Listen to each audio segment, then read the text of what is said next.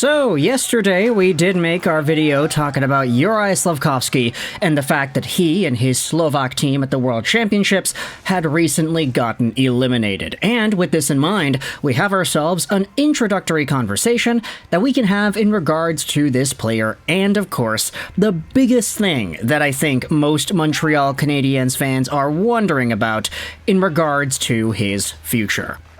His dollar amount. Because when it comes to Juraj, at the time of me recording this audio, he does not have a contract extension for 2025 and beyond. His current ELC will expire at this time next year. So, with this in mind, the Montreal Canadiens have themselves a pretty tough conversation because they have to decide if they want to commit long-term or bridge things up with this player. Most people acknowledge and they know how this stuff works, right? Okay, if the guy signs long-term, then it could be seen as a pretty big win. If he does end up fulfilling and surpassing his expectations, then Montreal Canadiens fans will not shut up for the next 8 years and beyond that this guy will be locked up for a good chunk of time under a certain dollar amount. But of course, we recognize that these long-term deals can also be detrimental. If the player does not fulfill their expectations, then all of a sudden it gets very, very complicated. And as we have seen with another former top Montreal pick in Jesperi Kotkaniemi in Carolina, that can backfire really badly. So with Juraj Slafkovsky, this is the intro that we can start to have over the next calendar year. This guy can extend. But will he do it right away, and what's that dollar amount going to be? The thing is, when it comes to Juraj and his performance in this previous season, 50 points in 82 games played, his second half was stupendously better than the first half. And as a result, you had Canadiens fans clamoring and chomping at the bit saying, hey, they have to sign him as soon as they can. If this momentum continues into 2024-2025, then who knows how much Juraj Slafkovsky is going to be worth at that point. If he finishes off next season with 70 points in 82 games played, then there is no reason at all for him to not ask for anything in the 8.5 to maybe 9 million, 9.5 caliber kind of contract. He'll be 21 years old at that time as a premier power forward offensive player, and there will be a lot of leverage for Slafkovsky and his party.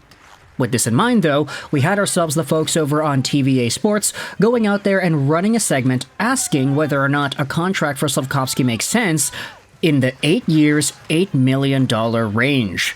This was published 2 days ago on TVA. I'll link it in the description. It's French, of course. I had to translate it into English. But it's a conversation that Tony Marinaro and Jean-Charles Lajoie have on their show. 8 years, $8 million a year. This is the kind of contract extension that Tony Marinaro sees Juraj Slafkovsky accepting within the next 2 months. An assertion that startled host Jean-Charles Lajoie on Thursday during the daily JIC broadcast on TVA Sports. At the heart of the debate is the following question.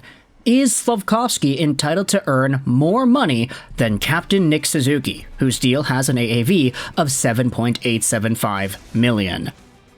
Now, before we go over into what they say on the show, I wanted to get my own thoughts out there too, because for Juraj Slafkovsky, yeah, it does kind of break the hierarchy, you can say, if you were to give him an 8-year, $8 million AAV contract right now, because for a guy like Nick Suzuki, he had to work years and years and years to get to that $7.875 million that he's at right now.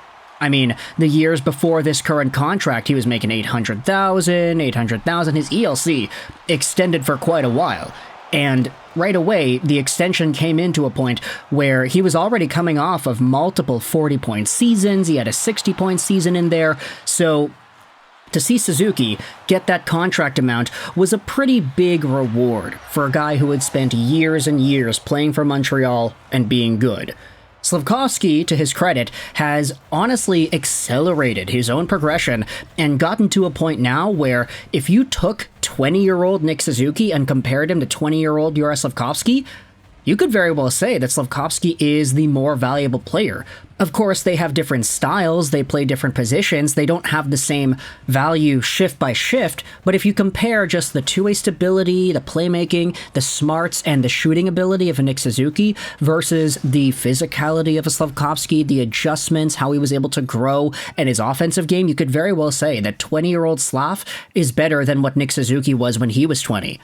So even though the current hierarchy as it is says, okay, yeah, Nick Suzuki is the number one guy, he's the captain of the team, he's making 7.8, you could very well say that because Slafkovsky is 20, and I think it's no secret that the Montreal Canadiens want to build parts of their future around this dude, if you really wanted to twist Kent Hughes' arm and get him to accept an 8x8, I honestly think that's not that bad of an idea. Now, let's go back over onto the article. Jean-Charles Lajoie goes out there and says, you established with Nick Suzuki the salary structure for your forwards, and you're going to smash it when the first person who is good comes in? And Marinaro says, yeah, you will, because we gave the captain a contract 3 years ago. Does that mean for the next 4, 6, or 7 years, no one can earn more than him? Jean-Charles Lajoie then made a proposal of his own. Look at me carefully. 3 years, $15 million, and then he's going to break the bank.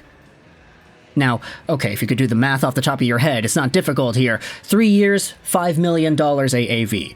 That's the kind of thing that I feel would be a lot more safe and maybe even more likely if you wanted to push it. Hey, Slafkovsky's just going to go with the bridge deal because we recognize that he is good right now, but by the time 2028 rolls around, let's see how good he is then, and what he's going to be able to do when he is 23 years old? 24 years old, the same age that Nick Suzuki is right now.